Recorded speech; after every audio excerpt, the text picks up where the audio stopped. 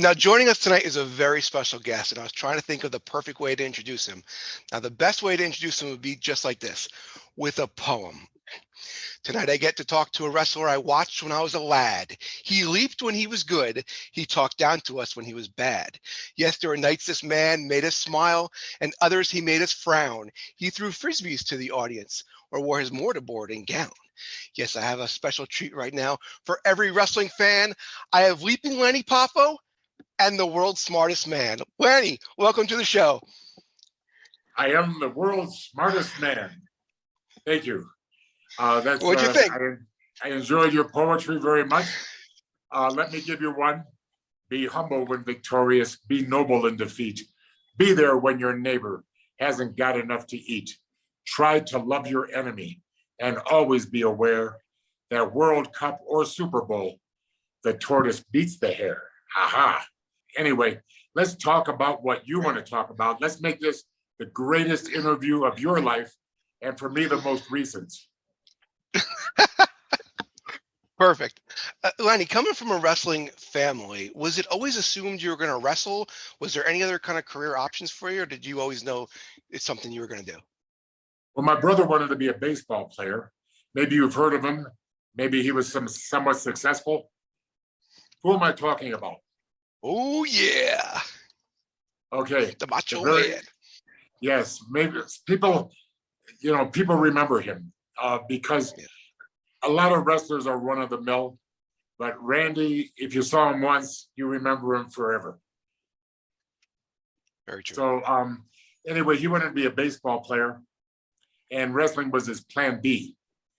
I always knew that I would never make it in baseball, and so wrestling was my plan A. So I didn't want to become a welfare recipient, if you know what I'm saying. So I started wrestling in June of 1973, and my career lasted 21 years. Where did you get your style from? I mean, you were so innovative at the time. No one was doing the stuff you were, but you also had a ground and pound style. So where did you develop that hybrid style? Who'd you take it from? Well, my name came from Leaping Larry Shane. Have you ever heard of him? Not. Okay, write that name down, or Leaping Larry Shane, Chene. He was from Detroit. He was fantastic, much better than me. But the trouble was he was a bad driver. He drove too fast. I'm not a good driver myself, but I drove slowly. Some people gave me the finger, but unfortunately he died early. And so my father insisted, since my name was Lanny, I would be Leaping Lanny as a tribute to Leaping Larry Shane. Now, please go on YouTube and see how great Larry Shane was. You'll see that he was phenomenal. And and then they were going to fire me. I had been there 5 years as Leaping Lanny, and they said, we have too many baby faces, we need heels. I said, why don't you make me a heel? And Chief J. Strongbow says, ooh, you can't be a heel, you're too good looking. I said, well, you're a baby face for 30 years, and you're the ugliest man I've ever met. So where's the logic, And when you think about it too, think about Rick Rude, Nick Bockwinkel. These are heels, bad guys, and they're good looking.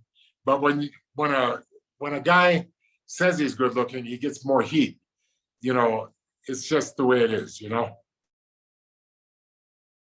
Was there anybody though besides that one gentleman you talked about that you took your style from? I'm just curious to know, like where did you develop such a unique style for the time? Well, I stole my gimmick from about 100 people, and a little bit from each person. They say if you steal from one guy, it's theft or plagiarism. If you steal from 100 people, it's research.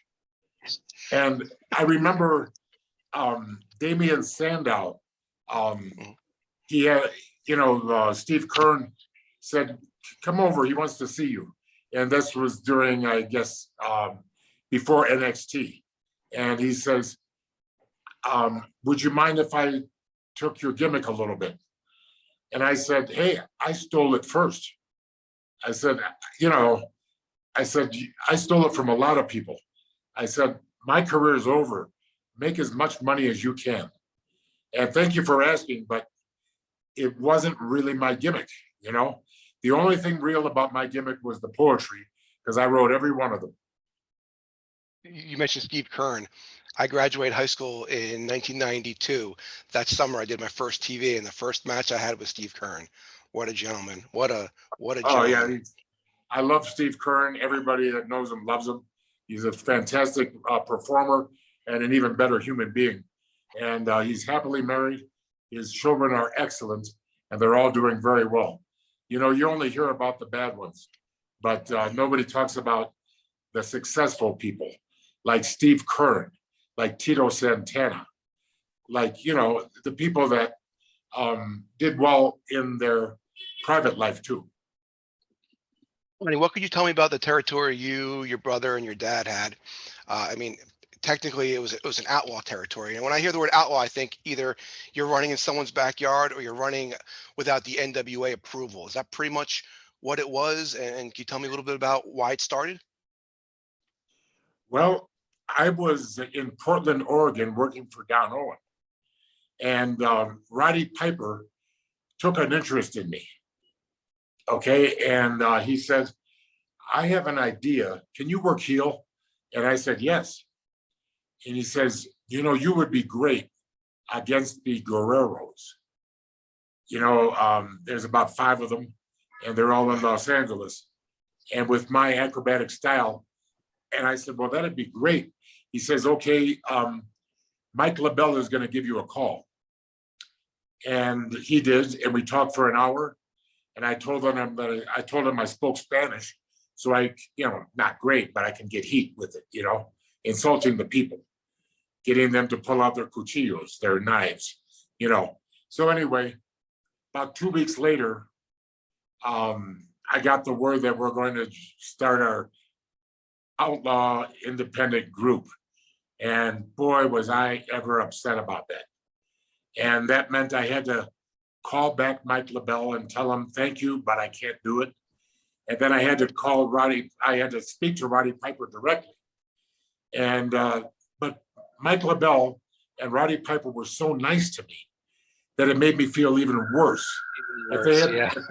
If they had been jerks, I said, "Well, I feel, oh, good, I don't have to work for a jerk."